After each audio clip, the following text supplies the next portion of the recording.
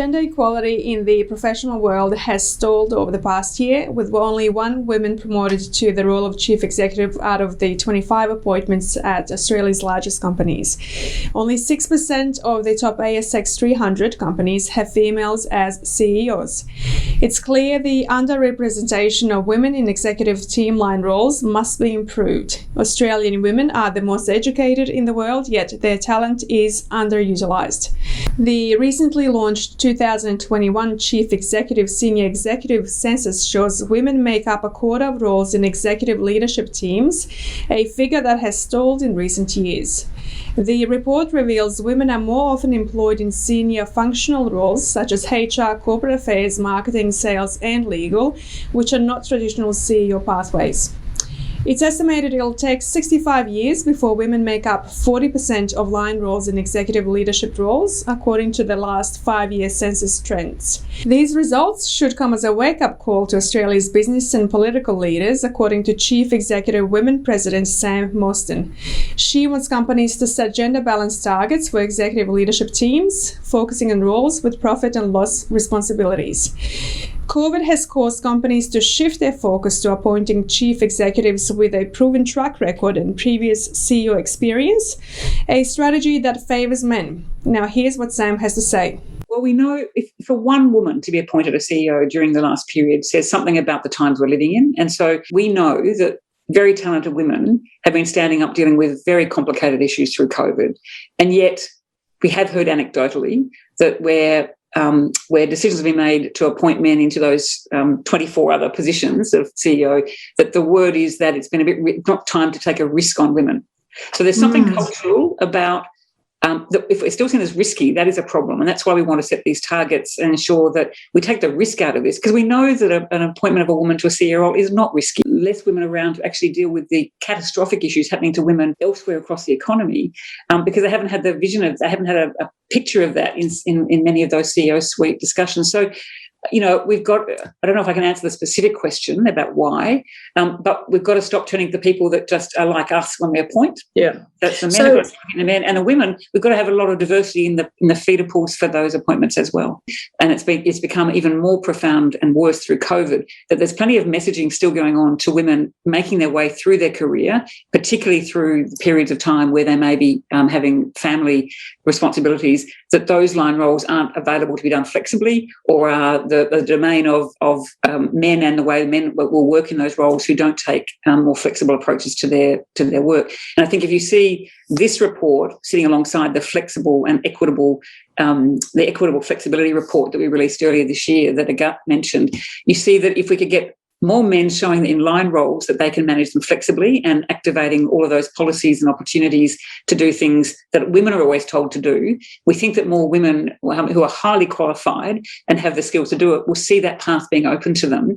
And that's why we're calling for the target to be really directed more towards those roles where women have been less represented, and to set an opportunity for those women to see that women will prosper.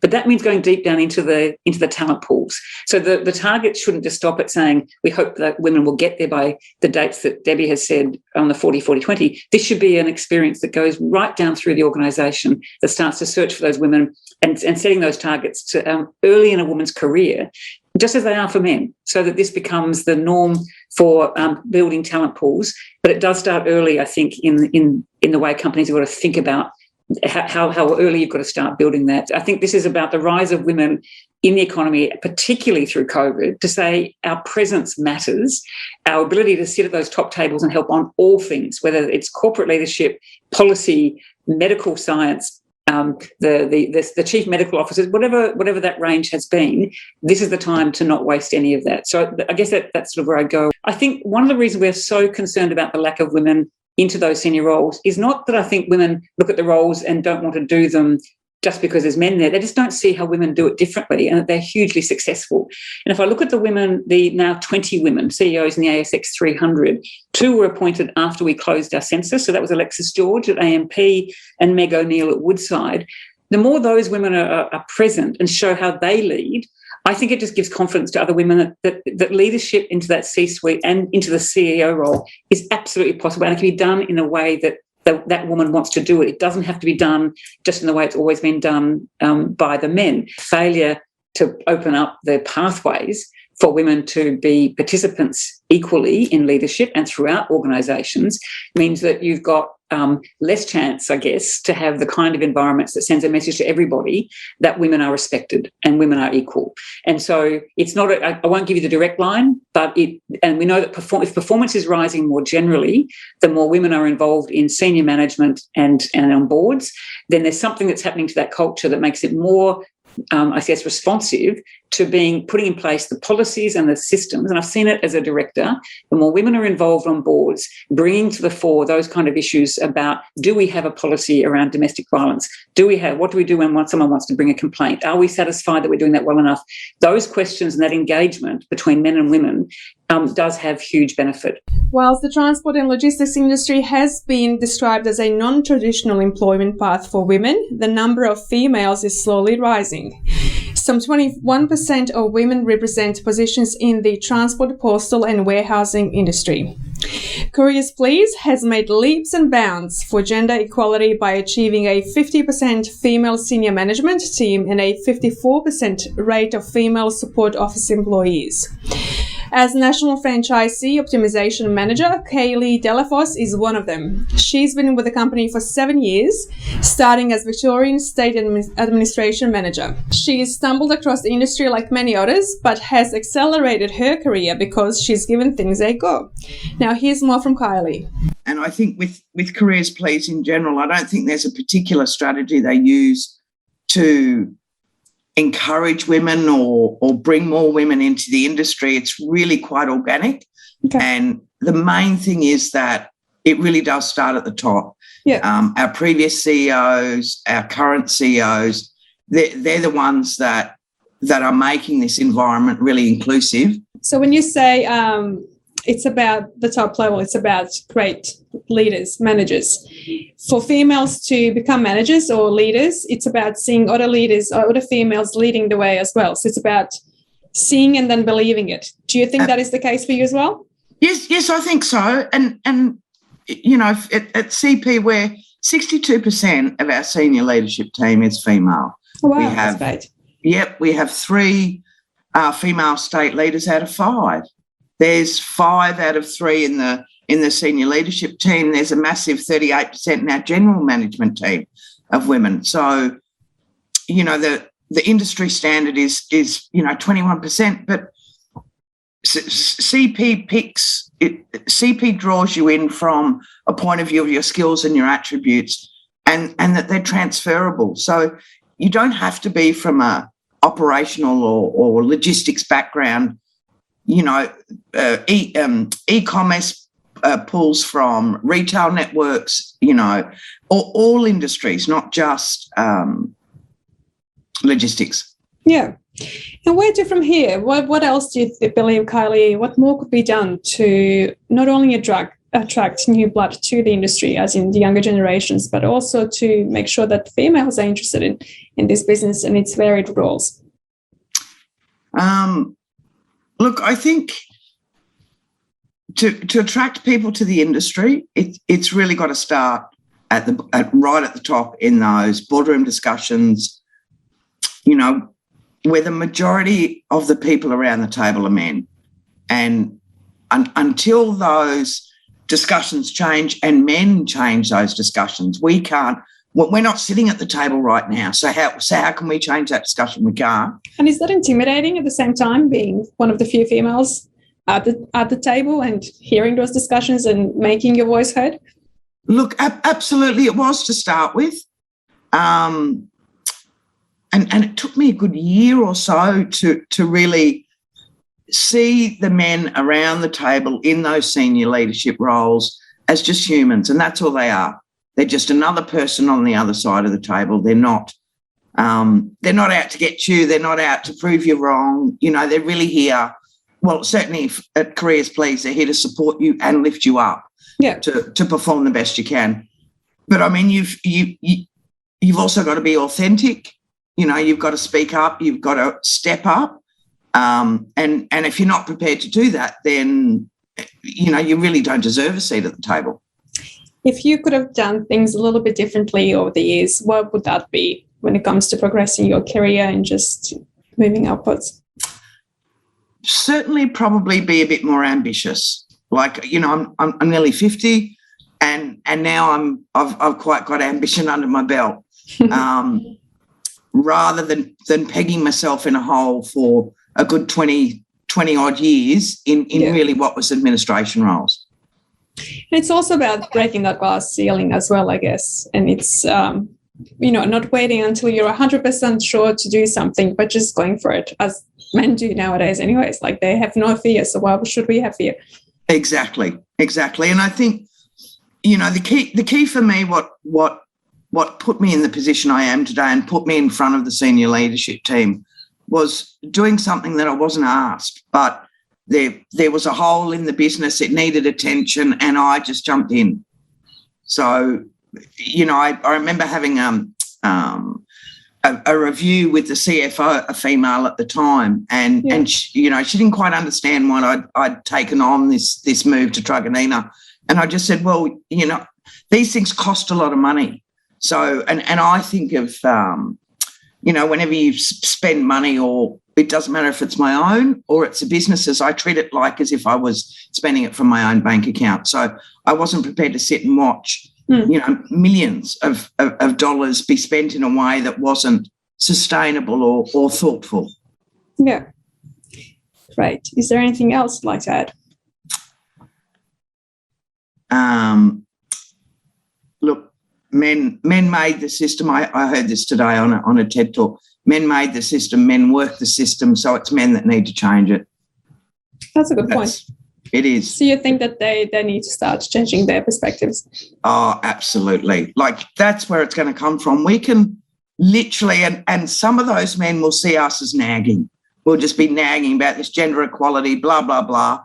And for me, it should be there already, but it's not. And it's not there because they're not having the right discussions, not because you and I or the rest of the women or the men in the various industries that are doing the right thing, you know, they're having the right discussions, but some men are just not. Yeah. And it's those that need to change it. That was Kylie Delafosse from Couriers Please. Check out this short ad before we hear from Janice O'Connor from Elliott Sea Freight. Hi everyone. International trade and global business has never been more challenging. Over the last 12 to 24 months, we've had challenges from every direction, whether it's a Suez Canal blockage, port disruptions, congestion, container shortages. We've even had a pandemic to deal with. How do you navigate an international trade business or global supply chain without staying up to date? Join us at importexporttv.com. We've got industry experts from every aspect of supply chain and every market. We can help you navigate through these challenging times. We look forward to helping you grow your business faster and smarter on importexporttv.com. Welcome back. Joining her family business at the age of 25, Janice O'Connor has learned everything from the ground up. As managing director of the Wharf Cartage Company, Janice leads by example. Here's what she has to say about gender equality and what more could be done to attract females to the transport and logistics industry. Hi, Janice. Thank you for joining us. Now, you are one of those pioneering females within the transport industry. Could you explain to me what it's like right now being a female, and how is it that you stumbled across this sector from the start? Well, I joined a family business 27 years ago, and that my father had started Allied Sea Freight, and he had always been in transport.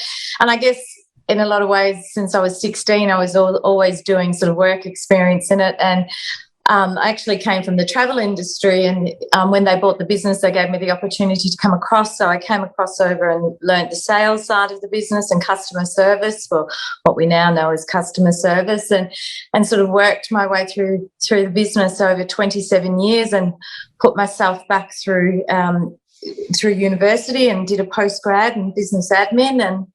And when I started in the industry, I think there was very few women in transport, especially in the sales side. It still went into the old lunchrooms to meet guys that still had posters up that you don't see anymore. So it's changed dramatically over the years. And I think now, unfortunately, there's probably there's a lot more women in leadership in transport, but I think there's only 3 or 4 women that own businesses in, especially in container transport. But there's still a lot of opportunities out there, and I think we've proven that we don't necessarily need to know how to drive a truck to run a business. So, but we basically, it's all about service in our industry, and that's where we've sort of, I think, led the way and developed it further with that side of it. So it's been a really interesting journey, and it's definitely changed tremendously, especially with regards to even in the international logistics side of it, with regards to freight forwarders. Now there's a lot more women in senior management roles and branch managers roles and, leading teams. And I think that's been the biggest change that I've seen with regards to transport over the years. And even in the wharves now, you've got women in leadership, like Ria is now, leading the way in regards to DP World Melbourne. So it's an amazing change, whereas prior to that, you'd never see a female inside, maybe in the accounts department, but certainly not in an operations role. So been huge changes over the years. How have you found it? Has it been hard to make your mark and to prove that, you can lead as a managing director or as a female of a family-run business along the lines of all of the rest of the men within the industry? What's that been like? I think you had to prove yourself a lot more that you were capable of it. And I guess for me, I had the extra layer of complexity with regards to proving myself as being not just getting the role because of who I was in the business, but being able to prove that I was capable of doing it. And, over the years, even I've had some amazing trust with my father and my mother and support with regards to pushing me forward and, letting me know I was capable and giving me the freedom to make the changes that we needed to make in the business to grow. So I think that helped a lot. I didn't have necessarily the ceiling that other females might face because I definitely had the support from, my father with regards to taking on the management of the business. So I think that helps a lot. I think a lot of other, women may still face that level that, it's still a boys' club and there's still a long way to change that perception in business. So I guess in one way it's been easier track for me, but I still had to prove myself twice as hard a lot of the time. Yeah. Now, Janice, only one female out of the 25 appointed to the ASX 300 was appointed as CEO over the last 12 months. What are your thoughts on that? We have another 65 years to go to reach the 40%, according to the research, and that's just heartbreaking in a way. So what do you feel? How do you feel about that? I do.